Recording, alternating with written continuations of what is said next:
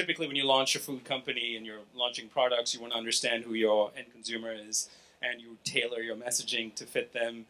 You tailor your packaging, your colors, the words you put on your packaging to meet them.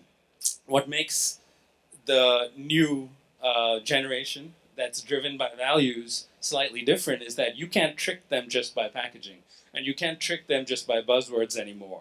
So and to your point, Zoe, if you work on a brand based on pure market research without actually asking yourself who you are, you're probably not going to make that authentic connection. So I guess the challenge I'm finding, and I talk to a lot of brands obviously in this space, is how do you consistently tell that story as it's easy in the beginning, you use social media, try Instagram. How do you consistently tell that story as you get bigger? Mike, I know you're at that phase now, going from a company that started in farmers market to now national distribution. How's that journey been for you to tell that story? Yeah, I think it's been an interesting learning and growing experience for us, as we've always been a brand with a voice, and that's really a part of our mission as a company, is to kind of think about No Evil Foods as a platform to be able to have a voice around issues that are close to our mission, environmental sustainability, human health, animal welfare, but also to step out beyond that and maybe look at social justice issues that might be kind of connected to those missions, or maybe not. Maybe they're just something we feel really passionate about, that we feel like we have a place to say something about. Now, I think when you're very small, just like anything, the spotlight is small. The bigger you get, the spotlight gets bigger. And so one of the kind of learning experiences that we're kind of going through now is, how can you, as you scale and you go into, both natural and conventional retailers, and just grow your consumer base, how do you continue to have that voice and not kind of become the faceless company that younger generations do not connect with? That's not what they're looking for. I don't know if I have all the answers today yet. It's a big question mark, because it's so important to us that we continue to use that platform. I think it's just a question of thinking about what you say and how you say it in the end.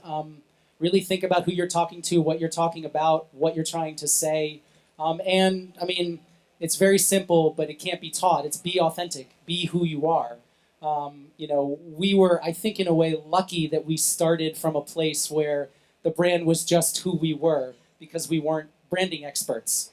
We just wanted to do something that made sense to us. So now we have that base, but that base can go away as you grow. You can lose that authenticity. So for us, it's a challenge of maintaining it as we grow.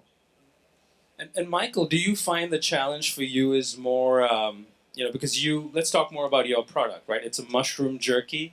Do you feel like there's some consumer education also element over there, where you have to first explain what your product is, or you're finding less and less that to be the real problem anymore?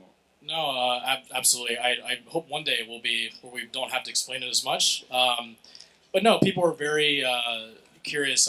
It's funny when we're at a show or any demos, we hear constantly, mushroom jerky, what is that? And which is great for us. We want to tell you about it. So we encourage people, hey, it's not that weird. Come on in. Please give it a try. First try it, of course.